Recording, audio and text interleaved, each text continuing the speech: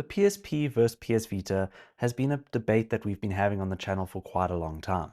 But what if you add in a third competitor, the PlayStation Portal? Well, these three aren't exactly fair competition for each other because they're not exactly the same.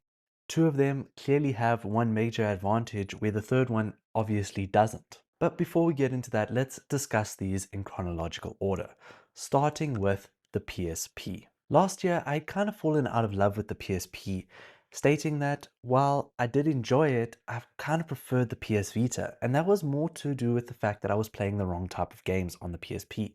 Something that we have discussed recently on the channel, where I have kind of rectified that by saying that there is a specific type of genre and type of game that is more suited to the PSP that I wasn't really playing last year. So that genre is JRPGs and turn-based games. Whereas before I started playing those type of games, I was playing God of War and Daxter, which were both platformers and action adventure games, where only having one thumbstick and maybe just the lack of other inputs really hindered the experience. Now, don't get me wrong, none of those games are bad by any means.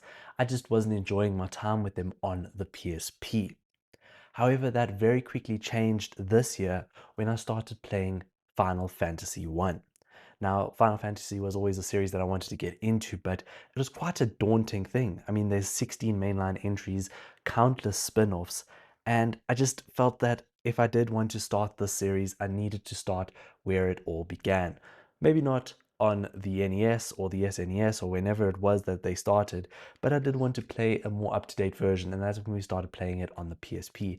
And I was really enjoying my time with it. I haven't finished it yet, but what it did do was show me that the PSP is still a very viable gaming machine, even now in 2025. However, it's only for those type of games, the JRPGs and the turn-based strategy games. Yet, there is actually one game that I've been playing quite a lot of, and that is Gran Turismo on the PSP. Now, I have a lot of nostalgia for this game, so that's probably why I have a higher tolerance towards its maybe more arcadey style than some of the Gran Turismo fans are used to. But I do enjoy this game. I do wish there was more to it. I wish there was a little bit more of a campaign or career mode, not just the driving challenges, which I've almost completed, and that's kind of the entirety of the game done, which does suck, but I do really enjoy playing Gran Turismo on the PSP. So I do like doing that. But any of the action adventure type games, God of Wars, I have now moved away from playing them on the PSP and I've started playing them more predominantly on the PS3 or the PS Vita, depending on which system they are available on. Another very important factor to consider with the PSP is the collecting. If you are a type of gamer that does like collecting and filling out collections, this is a phenomenal device for that. The PSP and its games are both relatively affordable, meaning that you can fill out a pretty big selection of a collection just by going to thrift stores, maybe even just purchasing a bulk amount of games. They are incredibly cheap and affordable. Yes, some of your games are starting to get up there and more expensive in price, and unfortunately a lot of these games are the type of games that you would maybe want to play on the PSP. So like your JRPGs, I think Persona 3 Portable has gotten quite a little bit more expensive, and that is actually the type of game that I would recommend playing on the PSP. But if you're a collector and you're just wanting to maybe fill out a collection and finish a collection, this is a phenomenal device to start collecting for. It is very beginner friendly. You can collect not only the games, but the system as well. It is just an amazing collector's dream, if you want to put it like that. I think the PSP is going to hold up for a very long time in terms of how easy it is to collect for and the types of games that you can collect for it. There's so many different types of games that you can explore.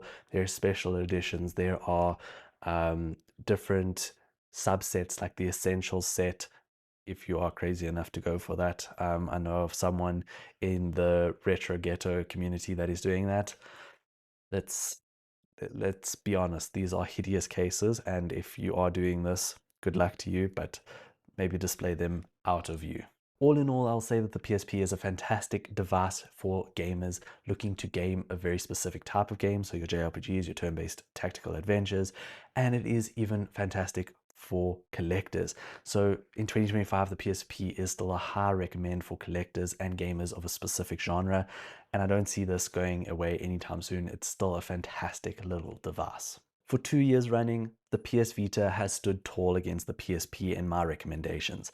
This is a spectacular device that improves upon everything that the PSP was. It's far more comfortable and capable with dual analog sticks, which makes it not only great for portable experiences that I believe the PSP thrives in, such as the JRPGs and the turn-based tactical adventures, but also in your more action games and your platforming games. It makes those games more readily available to the handheld market, and it's amazing what this device was capable of.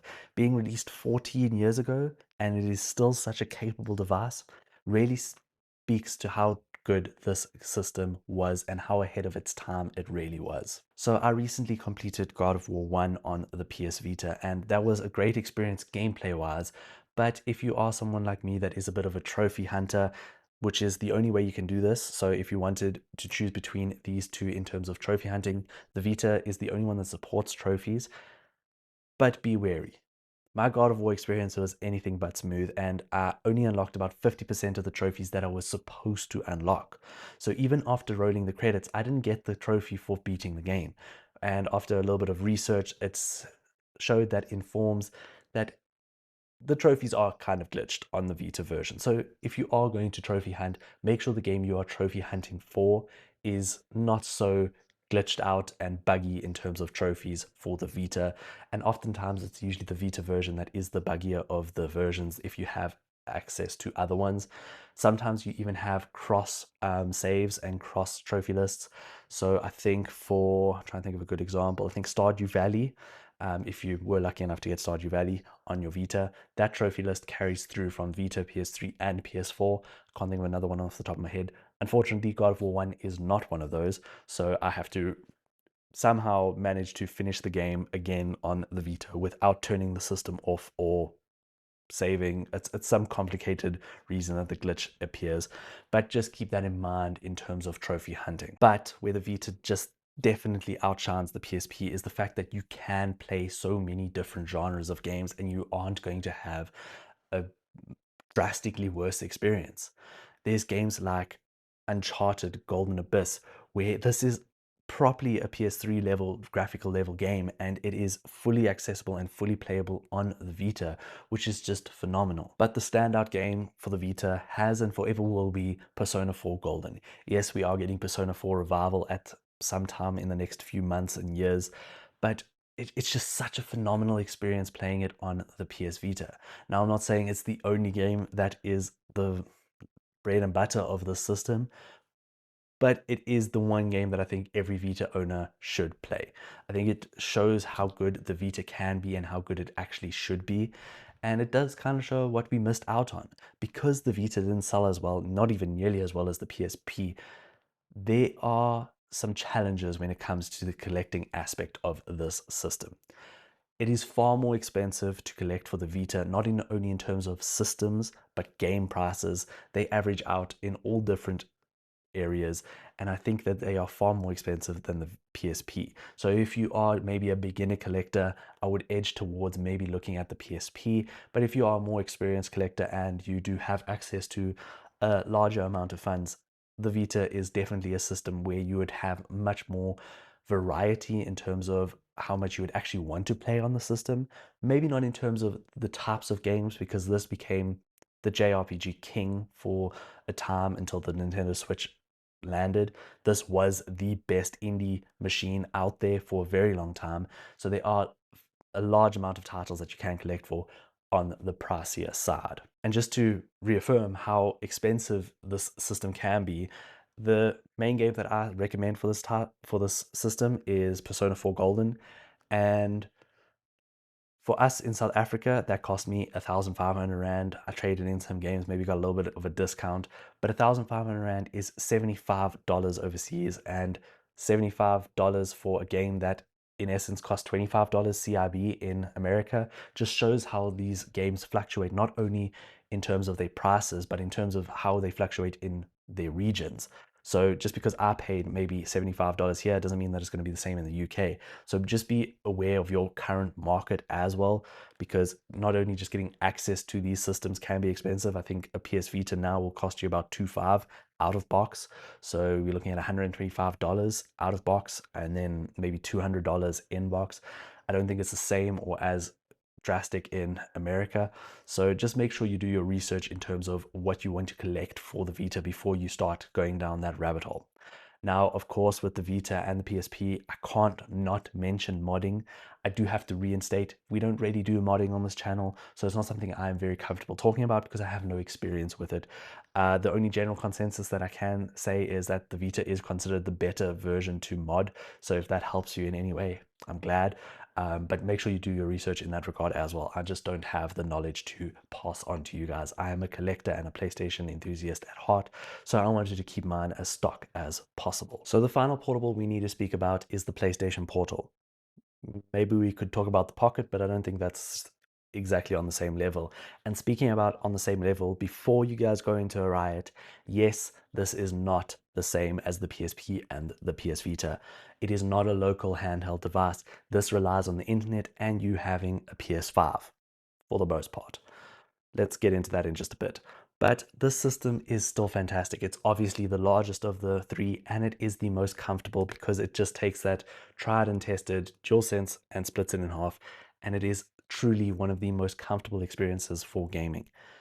But let's get into those nuances. This isn't a device for collecting. You're not going to build up a collection of games just for the portal. This relies on your pre-existing collection or your collecting in terms of the PlayStation 5. So if you are a PlayStation 5 gamer and you are deep into that ecosystem and you are willing to accept that this isn't the type of device that you're going to take on the train or the plane. This is the type of device that you're going to maybe sit on the toilet with and be in bed with. That is where this device really shines. Being in the same household as your PlayStation 5 gives you access to one of the most enjoyable handheld experiences I've had in a very long time. Now, don't get me wrong, I love collecting for the Vita and I love collecting for the PSP and I love playing games on them. But when you are getting older and you want to just complete games that you have in your backlog, whether it's on those handheld devices or for me, I have a lot of games on the PS4 and the PS5 that I still haven't finished. This really is an invaluable asset because I just pick this up and I play my games on here that I was playing on the couch, even though I'm maybe a little bit too tired to sit on the couch, etc., etc. If you want full thoughts on how I use the PS Portal, check out my review. Something else very important that I wish I could discuss with you guys in terms of the PlayStation Portal is the most recent 6.0 update that has allowed us to not only stream PlayStation Plus games to our devices, but also our own library. I would love to discuss this with you guys, but I'm not in a region where this is possible. And I do think this adds an extra bit of functionality to what is already an awesome device and then kind of maybe puts it more on a level where you might consider taking it out of the house. So if you are lucky enough to be in a region where this is available, I will link some videos down below that discuss that feature in a bit more detail than I could do because I don't have the availability of that service here in South Africa, which is unfortunate. I really wish we did. But I have linked two videos down below that I think explain this very, very well. But in terms of comparing the three, if you are collecting and you want local handheld play, look at the PS Vita, look at the PSP. Then just determine whether or not you're willing to spend a lot of money. And if you are willing to spend a lot of money, the Vita is arguably the best handheld Sony has ever released. Then the PSP is a much more affordable collecting option, and if you are willing to only play maybe JRPGs and the likes of those type of games, that is where the PSP really does shine. So make sure that you know all those things and make sure that this is what you're looking at. If you are not only a PlayStation player, maybe you want to look at the Nintendo Switch or the Steam Deck or the ROG Ally. Those are different options that you could also look into, and they are definitely viable options and more modern systems to play a lot more of your AAA type games that have more recently come out. So just make sure that you are looking at the right device for your particular needs. Are you a collector? Are you predominantly a gamer? What type of games are you going to be playing? And when you answer those three questions or those types of questions, you will more readily know what device is suited to you. Guys, thank you so much for watching. And if you do have the PSP, the PS Vita, or the PlayStation Portal, let me know in the comments below and let me know what you've been playing on each of those devices. Thank you so much for watching. Make sure you like, subscribe, and stay tuned for more. Cheers.